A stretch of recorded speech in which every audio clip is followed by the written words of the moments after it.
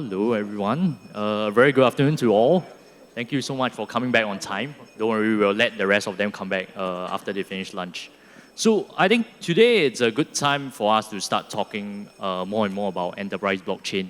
I think over the last 1.5 years, we've seen the whole rise in the crypto market and then came down. And a lot of corporates are actually fearful after the whole saga happened. So what happens today is, it's actually a good point at where we are today to start seeing more and more corporates publishing about what they're trying to do through the different medias that we see online. So like we've seen like VChain working with Walmart China and more corporates starting to work with different chains or different enterprise blockchain solution providers. So today we have a panel of different distinguished speakers. So let me introduce them to you today. Just ensure that I don't get their name wrong. So we have Andy Lin, CEO of Linfinity and member of the Gyeongsangbuk Do Blockchain Special Community. Elias Tan, Singapore lead for Neo. Joseph To, founder of Psyches, as well as Kun, partner of Tembusu Partners. So I'll let them introduce themselves before we begin this panel.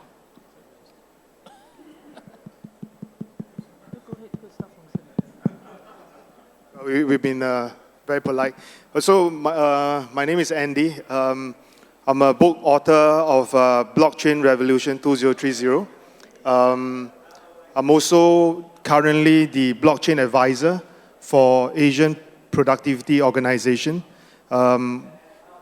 We have good access to 22 countries, and we are using blockchain to do a lot more innovative stuff in the region. I am an early investor in Neo. I co-founded Neo Singapore, and I also head one of the Neo ecosystem core projects, Moonlight. I also have an innovation center in Singapore, a 90,000 square foot innovation center for food innovation in Singapore. And I'm looking to actually cross-pollinate fintech, blockchain, and food technology together at this juncture. Well, I started off in the dot-com era. If you're old and ugly as me, you'll know how old that is. So I've come across a lot of these digital and fintech stuff. My previous, if you know from my LinkedIn profile, look, I was with a large Swiss bank called Credit Suisse. Then, during that time, I founded this organization called Fintech Association in Singapore before it came what it is now. And then I just privately invest. I serve on a number of advisory boards, but I also run this company called Psyches, which is powering a lot of different blockchain solutions and platforms and products that you see, like CoinStats, Rapids, Good Digital Identity, as white label solutions. So, I've been in the blockchain space for about 8 years. I started off as a mining, just for mucking around. But really, I'm trying to solve the pots, picks, and pans of blockchain if you see, blockchain as a gold brush. So that's what I do. Well, good afternoon. My name is Kung. I used to be the chief digital evangelist in the Infocom Media Development Authority. Actually, for many of the Singaporeans, I probably have touched your life in some way or another, because the pair of optical fibers that go into your home, that was me. So I started the entire initiative and completed the entire initiative.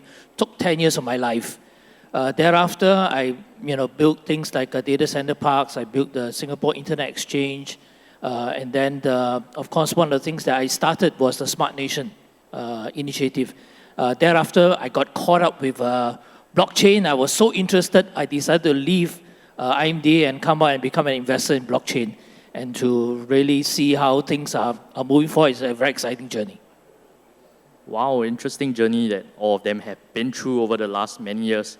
I think maybe the first question that I have for them, maybe we start with Kung. You've been part of the IMDA journey of shaping Singapore and working with corporates and stuff like that. What are some challenges that you see from an enterprise adoption standpoint of this technology? There's a lot of noise, a lot of hype of this entire technology, but what are some of the main challenges facing like corporates, and what's actually hindering mass adoption? This morning, I think if you have heard some of the talks, one important concept is the fact that there is a technology life cycle.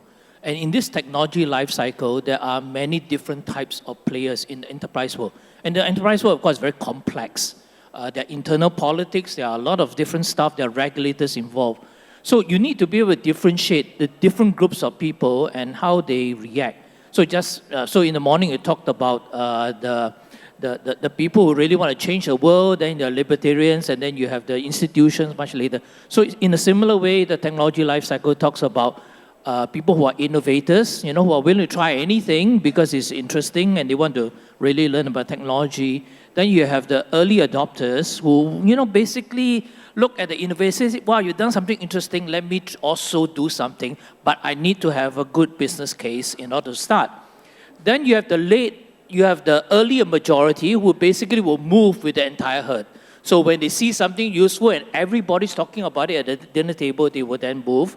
And then, of course, you have the much later laggard. So I think it's important to differentiate the enterprises from the different perspectives. So when you hear different panelists, talk about, we should be talking a lot more about what life will be like or what the world will be like in 10 years' time. And then we just shoot for that. Those are probably more innovator type and early adopter type of people. Then some people talk about it's important to have a return on investment, otherwise we cannot move. I need to have everything approved by the board. Those are more of probably in the early majority to late majority. And there are those people who sort of say, I will only adopt blockchain when I don't hear the word blockchain. Those are probably laggards. So I think we just need to know there are different types of people and it takes time to move. Of course, from an adoption perspective, as you heard this morning, there's a chasm. So what are some of the things that causes this chasm? I think one of the problems of the chasm is because blockchain people sometimes confuse the market with terms that nobody understands.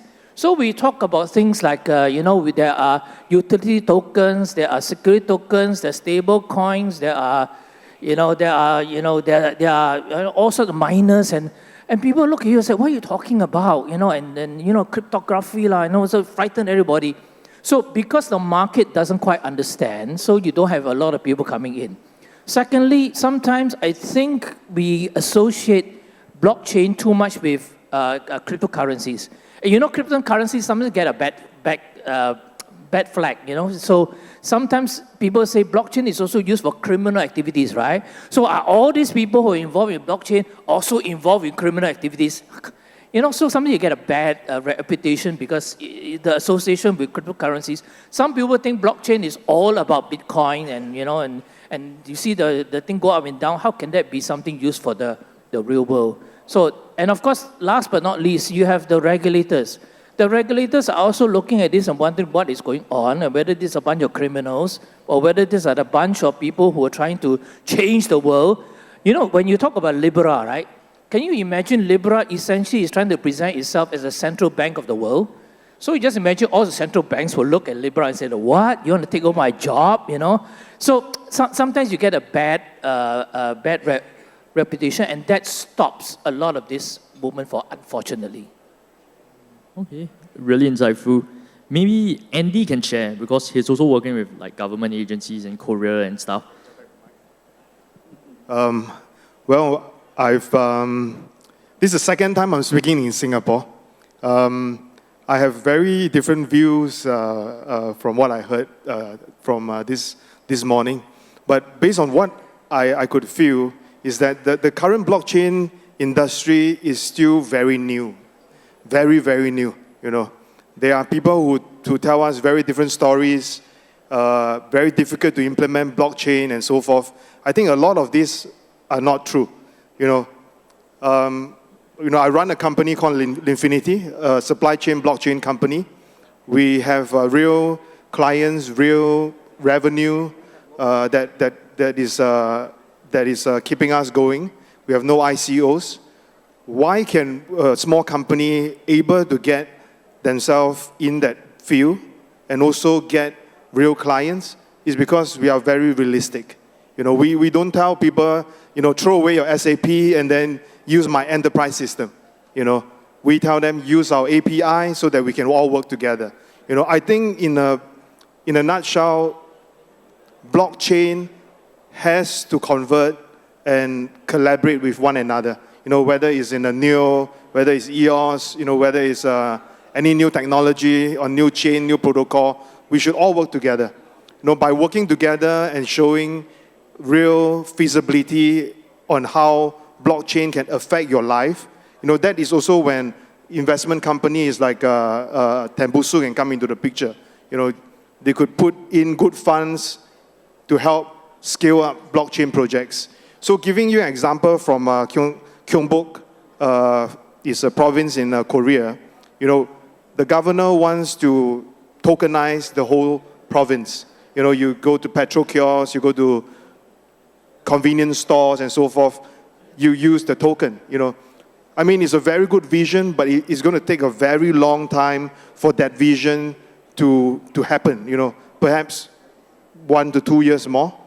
But having said so, when I gave a presentation to 22 leaders from the Asian Productivity Organization, we talk about baby steps to take before implementing a full blockchain solution for all the members' country.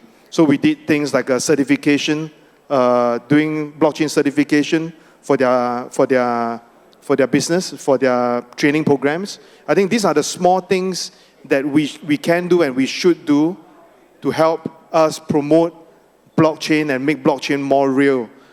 These are some comments and real comments that I have to say. Blockchain, I don't think can change the world. I'm not sure who spoke about that in the morning, but I don't think blockchain is going to change the world alone. So thanks. How about Elias? Because he sits from a protocols perspective, and they're also trying to work with dApps, working with corporates. Maybe you could share more? Well, in regards to NEO, it is a protocol in which a lot of developers are building on. But developers may not necessarily be enterprise business people. And there is a lack of communication between the developers and people on the business side of things. And people on the business side of things are often consumers themselves. And like one of the panelists mentioned just now, there is a common misconception that blockchain is only about cryptocurrencies, and there's a lack of awareness that blockchain is not only about cryptocurrencies, but there are other real use applications to blockchain that can actually impact our lives. And business and enterprises are always about creating solutions that actually impact our lives. And it is not just through only the use of Bitcoin. With NEO, we're going into digital identity. We're looking at digital assets. We're looking at real use cases that verify information. And until people and consumers actually feel the real impact of decentralized applications that have been promised to be built in 2017, but almost nothing has really been built, and we're still in the very early stages. Once we start seeing some of these decentralized applications come out with actual applications that actually impact us, that's when consumers will actually be attuned to the reality of what blockchain can do, and that's where blockchain adoption will increase. Another thing that was actually mentioned, which I really agree with, is by one of the panelists, is that there is a very bad reputation around blockchain because it's associated with Bitcoin, and Bitcoin is associated with money laundering.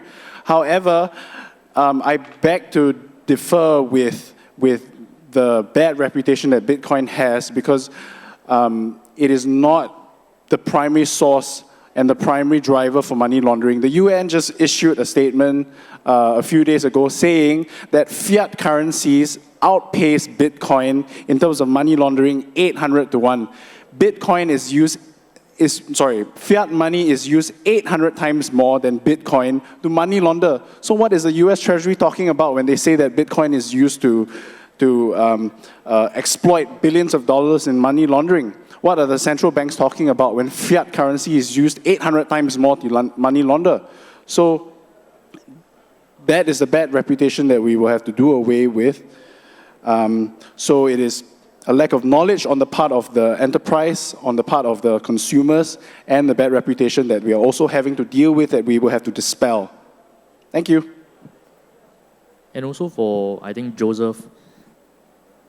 Well, I've been on the enterprise side pretty much all my life. I dibble nab with various technologies. So let me try and, put this into perspective, okay? Who here has Bitcoin? Okay, about 50%. Now, here's the thing. Now, that's a currency that people who own that say it's worth something. They're a gambler bunch. But the underlying foundation, I just want to stay away from this whole concept of blockchain for now, because, you see, even the definition in this morning's discussion was so misled, I feel, in terms of a distributed ledger technology that existed under Sunday. Look it up, 1991, okay? And it's been interpreted as blockchain.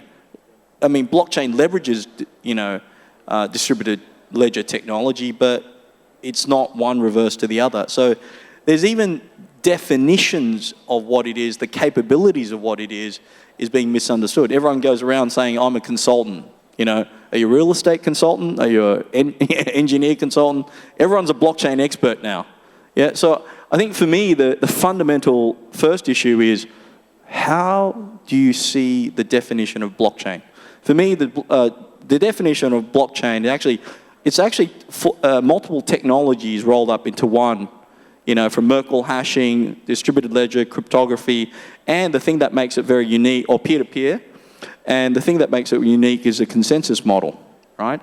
But we have, these so-called very pointed siloed views who have a certain very purist definition of what it is, versus rather than, as a panelist would point out, when you've really been into enterprise, who cares what technology it runs on? Let me tell you, most organizations run on Microsoft database, IBM database, or an Oracle database. Do you really care? Honestly, right? So when you talk about the challenges in enterprise and what those are, let me just stay off the topic of blockchain for a while. Because let me tell you, the three things that you need to take away from this discussion is these three. Number one, the way I see blockchain, and the biggest problem in blockchain is not scaling. It's not the use cases. It's actually, if I'm blockchain A and I'm blockchain B, how do I talk to this other blockchain?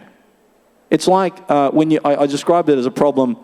If Tesla invented alternative current, why is the Singapore power plug different to the one in Japan where it's a different power plug, different voltage, different hertz?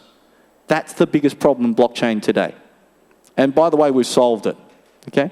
Second problem, 99% of existing platforms and solutions aren't on blockchain, guys. So blockchain, at least, look, down the track, I think it'll be like relational databases or MongoDB or big data, Hadoop cluster, whatever it is, okay? But today, and even next year, there's going to be a majority of the platforms around the world that are still going to be non-blockchain based. Who agrees with that one? Yeah?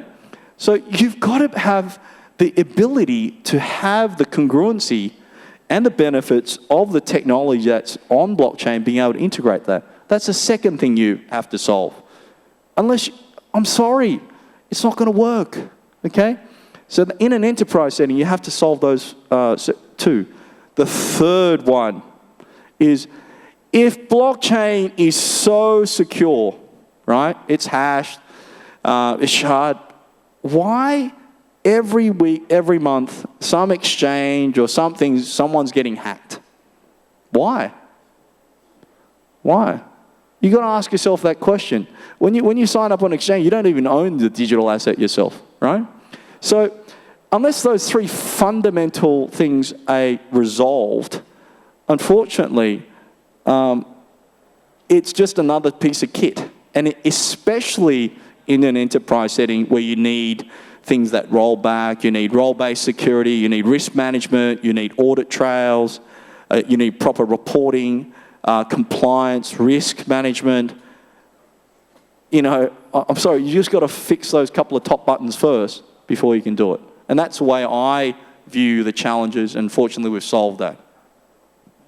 I think that's a very good point pointed out by Joseph on the problems that why this technology is still being hindered for mass adoption. Maybe just staying on at Joseph for a little while.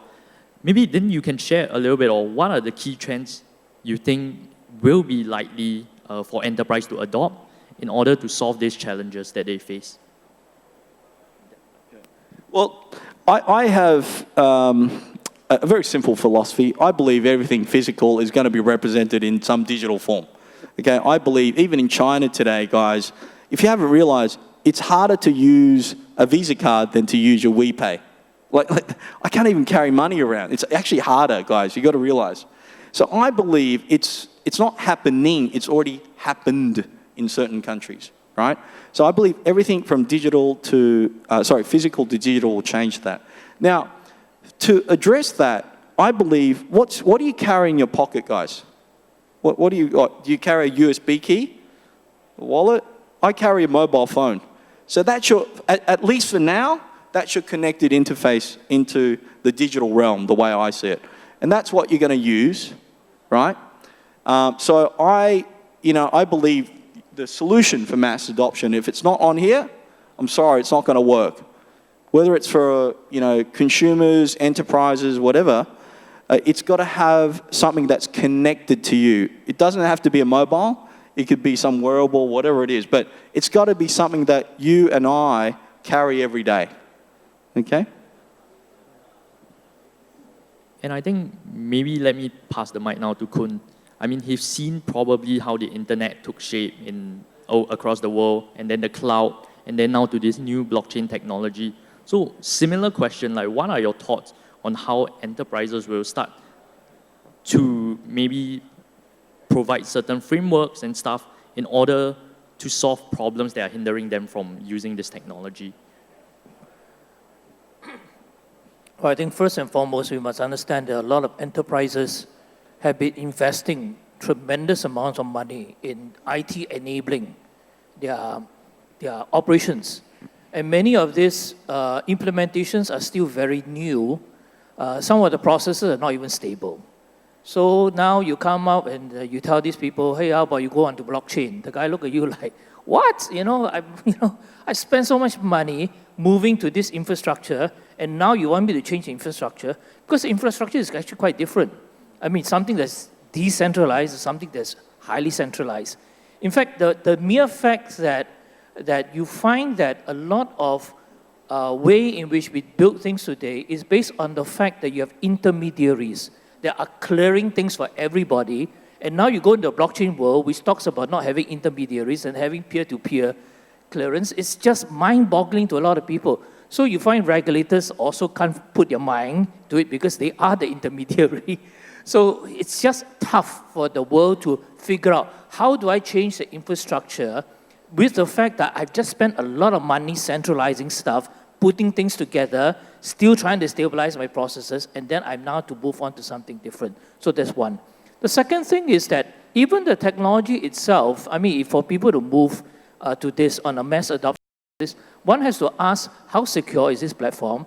How scalable is this platform, etc. So, I mean, right now, if you have a consensus type of model to keep things going, the more people gets on it, it tends to get slower and slower. So there's a lot of work that's being done on how to make things more scalable, faster, how to make things more secure.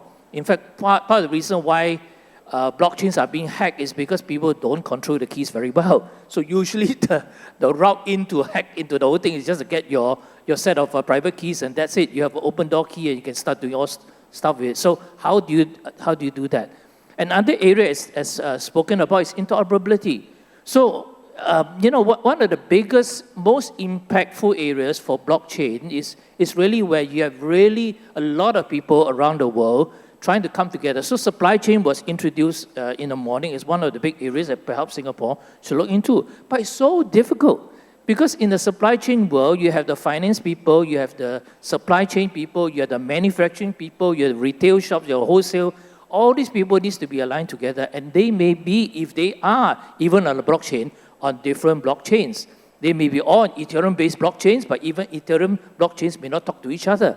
So each one has their own peculiarity. So interoperability is something that really has to be really thoroughly addressed. Otherwise, it is a fear that if I go onto this blockchain platform, will I be stuck? I mean, it's a little bit like in the early days when people started working with computers, right? They ask themselves, should I go on this operating system or not? If I go on this operating system, would the applications not work with other applications? So it's the same fear.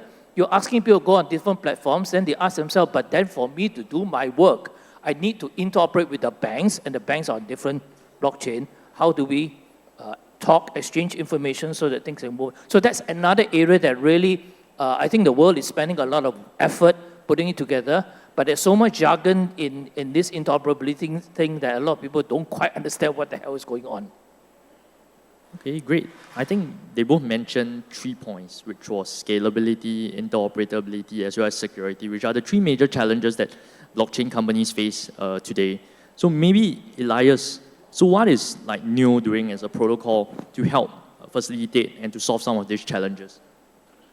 Well, in terms of the scalability aspect, NEO has purposefully started off as a lot more centralized.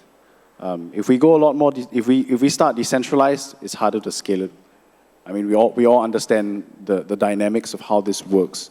So with the scalability, more centralized to a decentralized approach is something that we're taking. We start off with a number of consensus nodes, and then as the community develops, we have come up with a certain system to have consensus nodes voted in gradually, so that we can scale while also give decentralization back to the community. So that's what we're doing. As the founders of NEO, when they created the protocol, they saw some of the problems with Ethereum, which is that it was so decentralized, which is great, but it couldn't scale, and it couldn't be as fast. So in terms of scaling, in terms of the speed, we have started off with a more centralized approach, and we will still be moving towards decentralization without compromising scalability. So that's what NEO is doing. And for Andy itself, are we also seeing this sort of problems in the Korean market, or what's the Korean market like looking at this whole industry? The Korean market is a very established market. They are very welcoming for new technology such as blockchain. Of course, you know, they are also the biggest speculators in the market, one of the biggest. But the thing about the Korean, or maybe you have mentioned about the 3 key points just now, I think is about the mindset.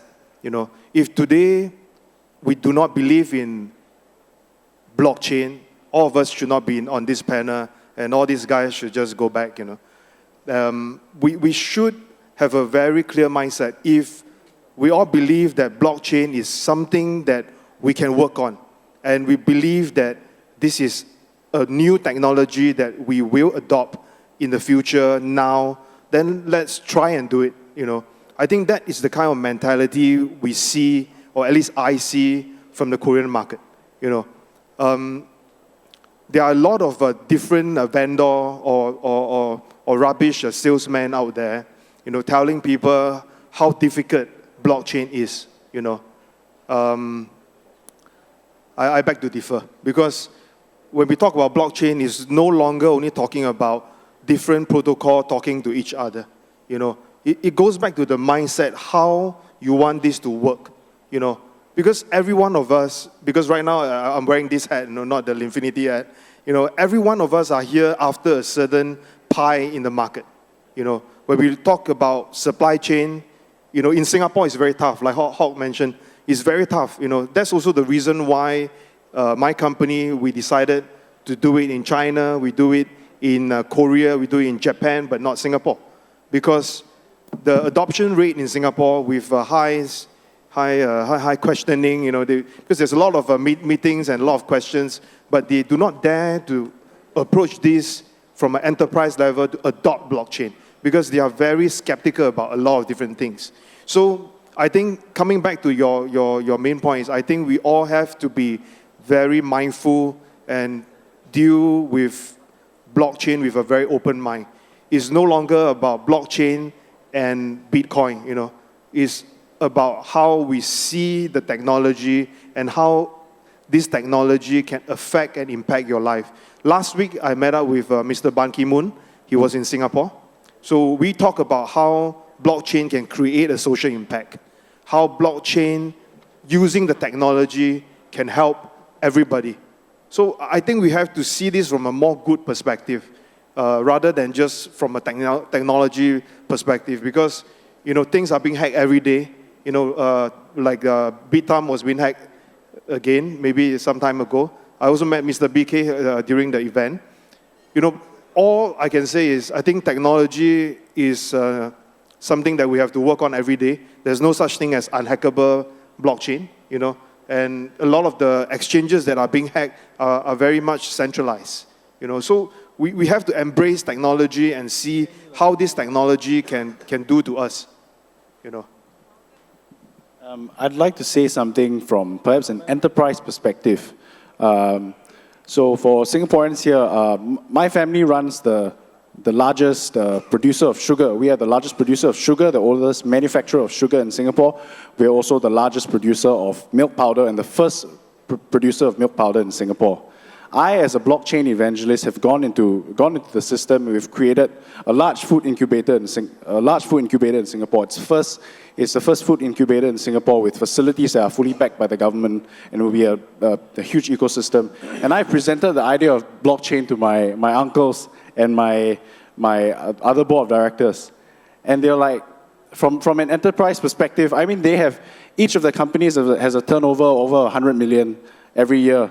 But when I explain blockchain to them, they're just like, why do we need this? You know, from an enterprise perspective, they don't understand it. And so far, as a blockchain evangelist and somebody who was early in the space, it's even difficult to even convince my family members who are running a large family business food business in Singapore to even accept Bitcoin as a payment, because they're like, what if the banks come after us? We don't want to risk the banks are going to ask us, because we deal with hundreds of millions of dollars, and we suddenly bring Bitcoin in through OTC, and they're like, where are the source of your funds? So that is one of the issues that from an enterprise perspective, that is one of the obstacles that enterprises are facing when I introduce them the idea. Actually, it's interesting that he says that, because about 3.5-4 years ago, we did a first trade finance trade on blockchain for a large bank that's red. So it's a little, you can sort of filter that. There's only a couple of banks that are red. Now, here's the thing, right? If you have an LC process that's almost immediate, banks don't like that, because they make money on overnight cash rates. Second one is when you have warehouse proceeding. So in supply chain, what happens is in the warehouse, you have these, in China, they have these onion peels. So a lot of people fake those and forge them so that they can get the money first to say, hey, my warehouse goods are received. They don't like that. So they're very, it's not about, you've got to be realistic about how really, not just sticking an enterprise solution out there, but how does the actual industry work? What benefits whom? That's what's going to create the incentives, not, well, I stick blockchain out there and go, well, let's do a blockchain. I think we mentioned a bit about the problems and the challenges about what companies are facing when they talk about this industry called blockchain. But are there any examples in which you guys see enterprises putting in this technology to good use? Maybe from Kun? Well, definitely. Even this morning, a number of examples was used. Obviously, in the fintech area, blockchain is one of those areas that's been making a lot of headway. In fact, a lot of user adoption in the enterprise which happens in the finance sector. So we know that blockchain, in terms of payments network, is quite well along the way and quite well moving forward. We know that Visa and MasterCard have been very, very active in this area. We also know that a lot of times in the finance sector, moving towards cross-border fund transfers is something that's being worked on. It is not easy, but I think it's something that various banks have been working on. For example, Royal Bank of Canada has tried blockchain in the cross-border fund transfers with a project called Jasper. And in Singapore, we have this project called Project Ubin, which I think a lot of Singaporeans know about, also working in the area of cross-border funds transfer.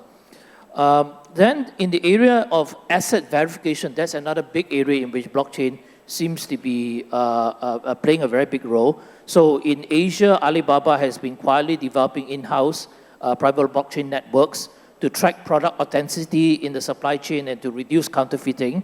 We also know that De Beers, the diamond person, also has been using blockchain for the diamond tracking platform so that it can better be able to provide supply chain transparency. We also know that the Singapore Institute of Higher Learning has also rolled out a platform where all new certs, graduation certs, will be on a blockchain platform. So I think this asset verification thing is quite interesting. Another area that seems to be moving quite a bit is this integration of blockchain and Industry 4.0 IoT. As in I think before lunch we have a speaker that talks a lot about it. And I think it's important how information that goes into the real world, which is the IoT, links itself in data, and the data is made available to a whole platform of people through blockchain. So that's another thing that is moving quite a bit. So we know that people have been using, especially automobile manufacturers like Volkswagen, Renault, Toyota, and Daimler, have been actively looking into using blockchain for telematics. And there are also linkages to insurance. So in other words, depending on your driving behavior, your insurance may be affected, reduced hopefully. Then there are also companies who are looking at mobility as a service. Instead of selling you a car, they are selling you the use of the car. We have also aircraft manufacturers like Rolls-Royce and Airbus who are also investing in blockchain for tracking of very important critical parts of the aircraft so that it better helps in the parts and maintenance replacement. And of course, we talked about supply chain, and a lot of people are looking at how they can better improve visibility of the supply chain network. That's tough, but I think at least people and standards bodies are looking at doing that. So I think we see a lot of promise going in that area, and the technology in terms of scalability, in terms of security, in terms of interoperability, all these things are being worked at the global industry, and hopefully along the way, the difficult pieces will be increasingly solved so that more and more people will have the confidence to come on board. Okay, and for the remaining panelists, if there's any one point that you would like the audience to remember today, like what would it be? Maybe Andy? Okay.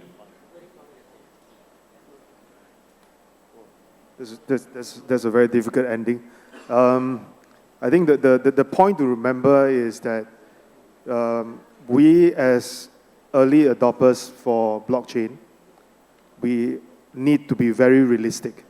You know, we have to have the mindset of what my panelists mentioned. You know, need to have the very clear mindset how to better adopt blockchain in the various situations. You know, whether it's a family business or whether another enterprise, we just got to be very realistic. You know, be realistic, and I think things will not go too wrong with a new technology like this. The way that blockchain has often been conceptualized is very idealistic, and I like what he said. We need to be realistic.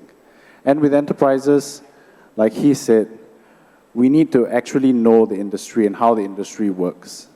If blockchain is going to bring transparency to a supply chain in a business like the trading of sugar, we trade 500,000 tons of sugar a month. And there are so many middlemen who do black money. But that's just how the industry works. There's so much under the table that goes on. And just because the blockchain might offer a solution, and just because the blockchain is so idealistic, may not necessarily mean that the solutions that the blockchain provide is realistic. Look, I'm a very simple guy. I've been through the dot-com boom, and you know, I've seen things change from digital to fintech to all these different buzzwords, right? Look, my philosophy is very simple. Look, the world's getting more digital, world's getting more connected. If you're not really sure about whether it's blockchain, AI, data, crypto, whatever it is, Do what Warren Buffett does. And let me share with you his philosophy. If you're not sure what to get into, when Amazon first launched, Warren Buffett didn't quite get the model. People buying online books, right? Didn't make money for 9 years. So do you know what he invested in? FedEx, okay? So if you're not quite sure, rather than say, oh, I'll go and invest in a blockchain or get involved with that, look at the things that are supplying blockchain, the things that blockchain needs or things that these digital world needs. And I think, I'm not saying there's no risk, guys, okay? But there's a higher chance of you minimizing that risk. Yeah? Okay? Okay, so we've come to the end. Hope you guys can give a round of applause to all the panelists here today. Okay, thank you.